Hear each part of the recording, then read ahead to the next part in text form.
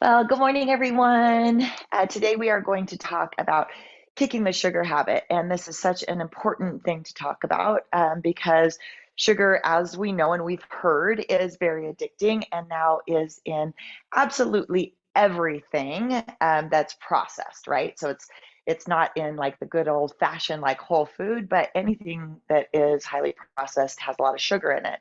So as we are coming into the holiday season, this is something that I deal with personally myself is I have a sweet tooth, and my sisters always tease me because I'm like I love donuts or like just all the sweets. And Carla, I'm similar to you in that I really have to be quite strict with myself about like not letting myself have like really highly processed sugary food because I don't have just one. If there's like homemade cookies or something like that, it ends up being like four or five until I like absolutely feel sick. So this is something that I'm talking about and that like personally affects me. And these are things and the kind of some of the tricks and helpful tools really that I use myself to keep me on the positive side of eating fruit, kicking out processed sugar because we really don't need it. It is everywhere, right? We go into Starbucks and it's in our soy milk, it's in our, I mean, even our white flour. So bread is broken down into sugar, alcohol is broken down into sugar, pastas. So it's not just hiding in our ketchups and our pasta sauces, or it's not hiding in our lattes, but it's also broken down by these complex carbohydrates that create this like sugar issue in our body. So right now I'm wearing a CGM. So I had my sister just call me in a CGM. I've done this a few times. You don't need it, but what I just wanted to give you some of the things that I've learned from it when it comes to this like sugar ordeal that we are kind of dealing with as you know, in the world. The more Americanized the different countries get, the more their sugar consumption goes up. And it used to not be a problem. We used to put a little sugar in our tea.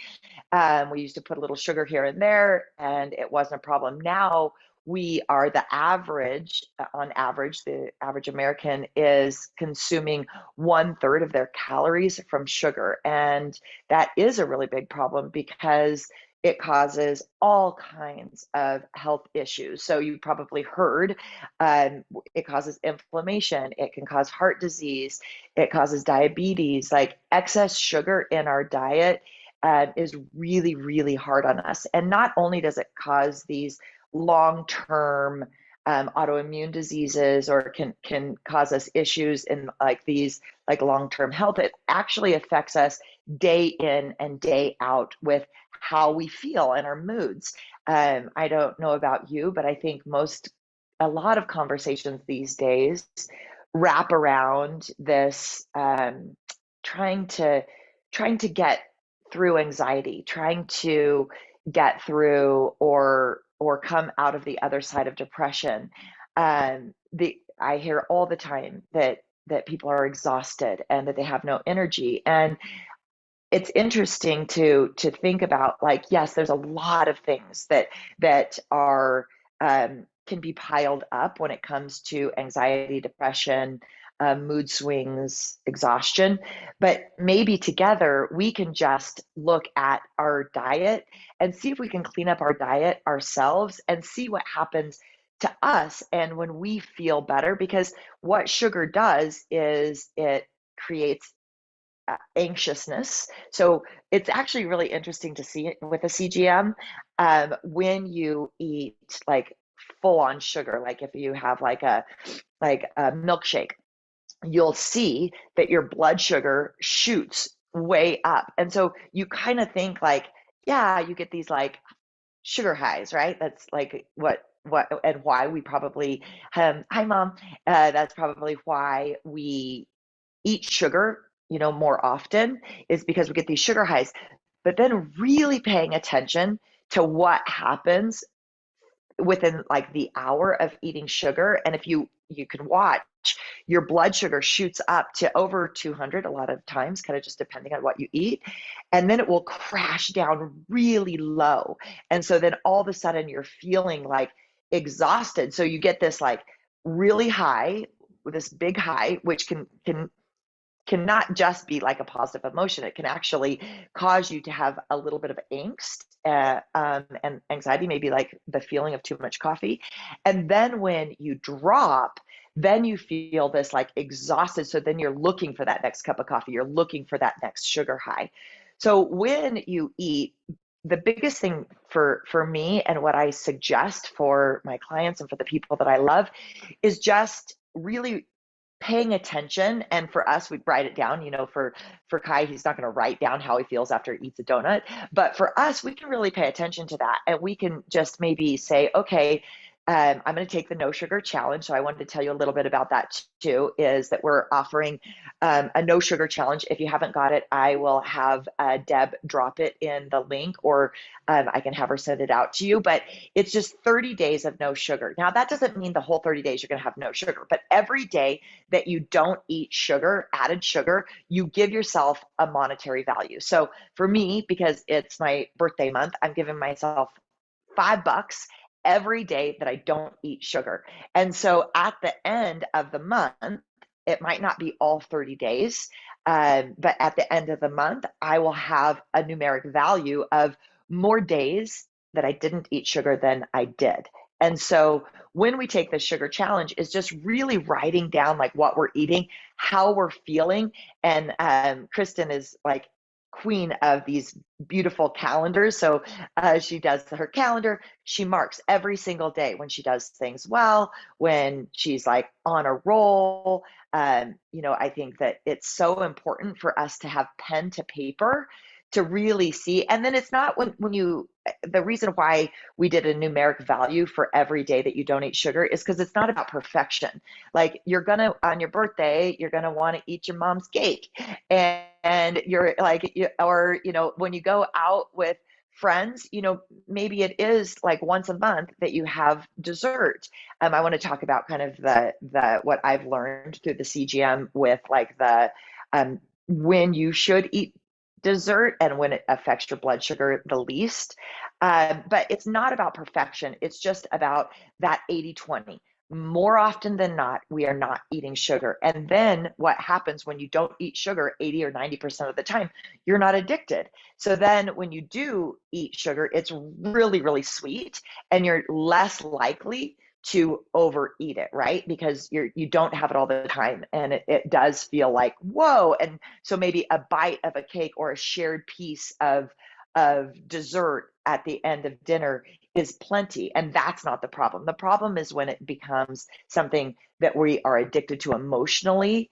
A lot of times sugar, which kind of like breaks my heart, but it gives us like that something sweet, and it symbolizes love and being nurtured. And so when we're like looking for like that like sweet tooth, maybe it's that we need a hug, maybe it's that we need I just saw Carla, you loving up your little dog or kitty. I couldn't see what it was, but it's like maybe it's just having some like love from your kiddos or your grandkids in place of that sweet tooth. So I'm going to bounce back really quick to the CGM. When you are eating sweets, or when you're thinking about not spiking your blood sugar and having more of like an even line for that, like your pancreas releases your insulin, and then your glucose will shoot up, kind of just depending on what you eat and how it's affected and how it's metabolized in your body.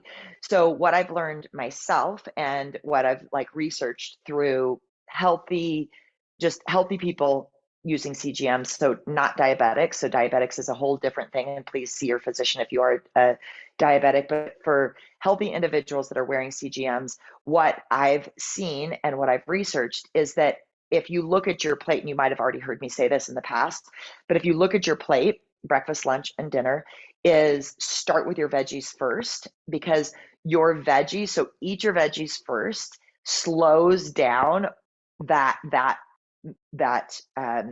increase in your insulin, and it lessens that spike. So eat your veggies first, eat your protein second, and then eat your carbohydrates third. And so it's not that you can't ever have like a bagel or dessert or whatever that is, but it's at the end of your meal. And so when you go sit down to like Mexican food and they bring a bowl of chips out, don't eat the chips first. Ask for a side of black beans, pico, and guacamole. Eat that first, or a salad or whatever it is. Eat that first. Then eat your chips at the end. Plus, right, we're not as hungry. So then it's not like you're like devouring the whole thing of chips and then we're not really hungry for the healthy like taco that we ordered and all of that. So when you're thinking about the veggies, your protein, then your carbohydrates. And then that, like, when it's your birthday or when it's those special occasions, you have dessert, just don't eat the dessert on its own. So sometimes, like when we get off work and we're feeling like maybe lonely or like anxious, and we're like, looking for that kind of emotional feel for sugar, that's the worst time is on an empty stomach is to eat sugar. So remembering that when you do eat sugar, just kind of thinking about that in the way that it's going to affect your blood sugar the least. Sugar is a drug, and it is similar to cocaine. Like I think probably all of you on this have like heard us for so many years of like, do we sit around and do cocaine together? No, not no. Or do we give our kids cocaine? No. So when you think about like sugar actually being a drug, and there was a great um, uh, there was a great study on like they gave rats, and even rats that were addicted to cocaine, when they put cocaine in water and sugar in water, the rats went to the sugar water. So the sugar water was more addicting to them than even the cocaine was. So give yourself a break and know that our food industry puts tons of sugar in all the processed food because they want us to buy it.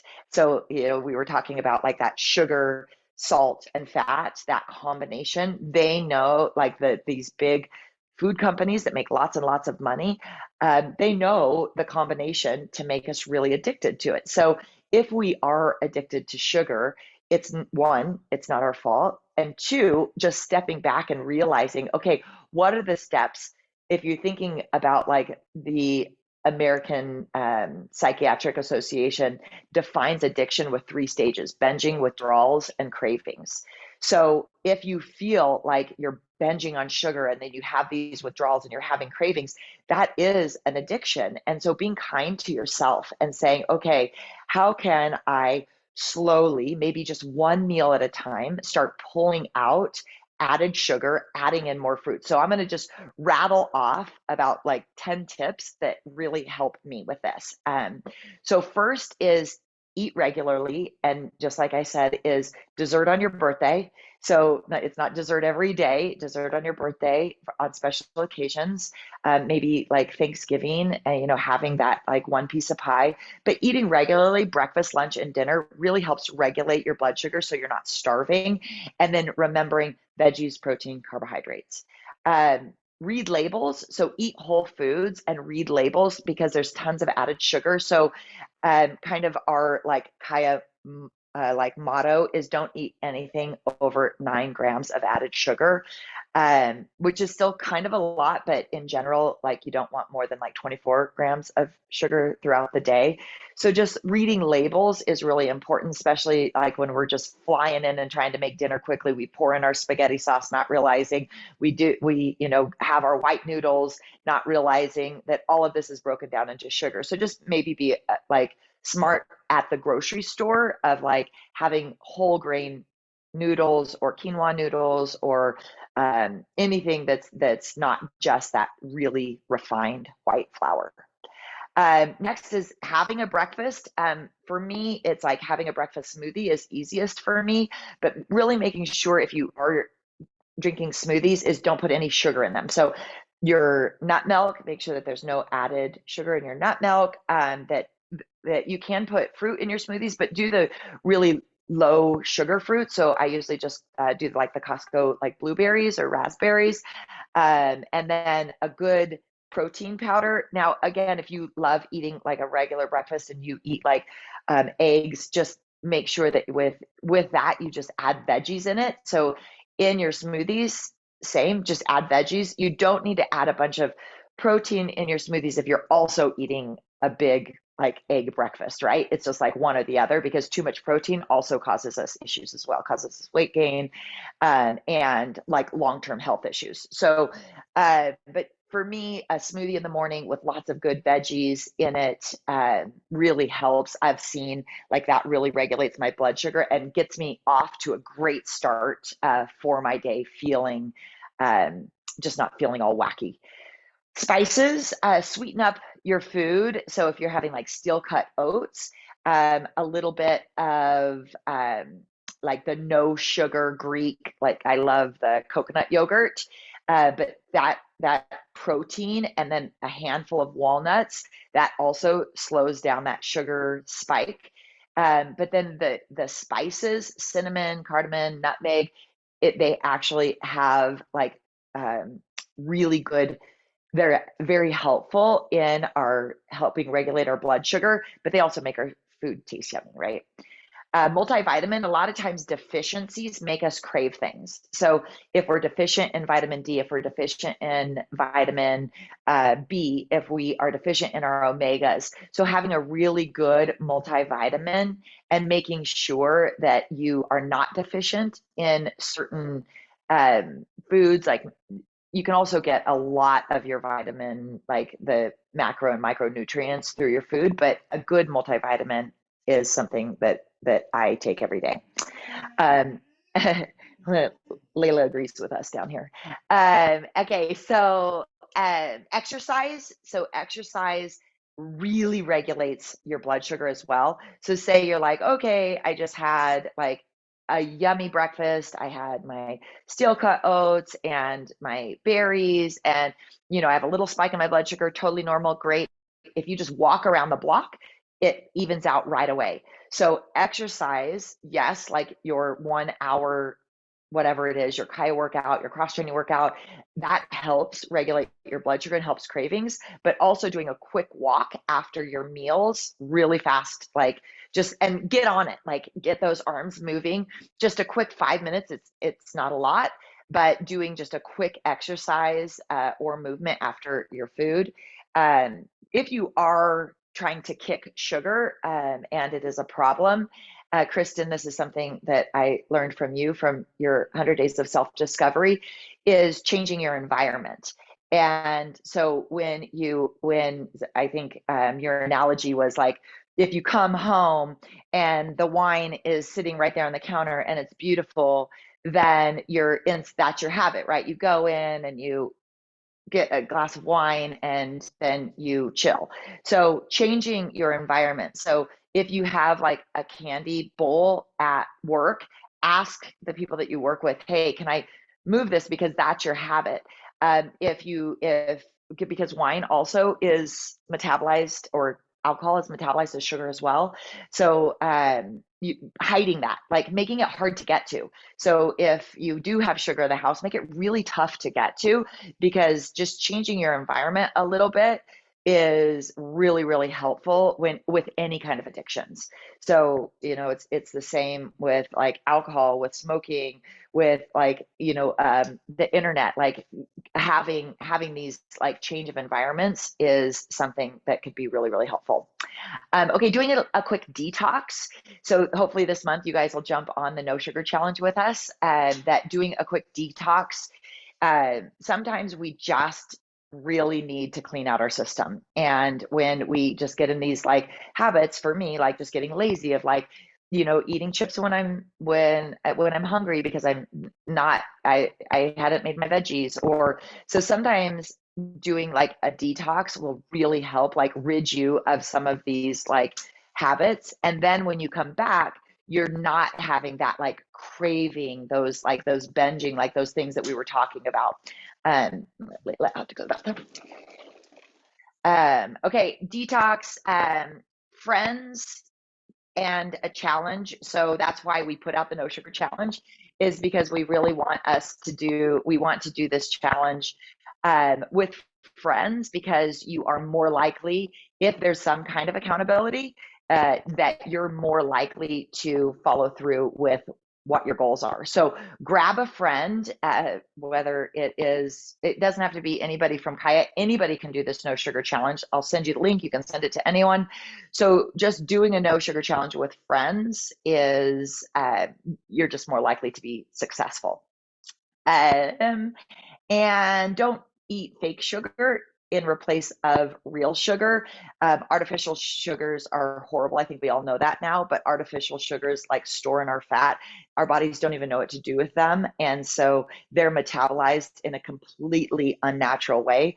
So stay away from the no sugars, and then just de-stress, drink lots of water, and replace your whatever that sugar is with fruit, or also with bitters, because sometimes, like, you don't want to go cold turkey off sugar, because that can be really dangerous to your blood sugars as well. But when you eat fruit, you're going to have kind of that little kick, but then there's the fiber to help like slow it down. But also eating bitters like dandelion, like kale, arugula, those, even though it doesn't seem like, you're like, that's not what I'm craving actually, but it really does help in the long term for that crushing that sugar habit. So I hope this was helpful, you guys. Um, Again, just really understanding that sugar is an addictive substance, and there's a lot of people that make a lot of money on our kids being addicted to it, on us being addicted to it. So get mad about it. Like, just say, like, I'm not going to do that. I'm not going to be in that, like, pursuit of that just addictive behavior, and do your very best to eat regularly, to understand how you feel, to make sure that you're adding like lots of like cinnamon and good spices, exercise, move, change your environment, and before you know it, you're not even going to think about that sugar. And when you do take a bite of something, you're going to be like, ah, it's just so sweet. And then you're going to crave apples and all those good things. So I love you guys. Thanks so much for being on.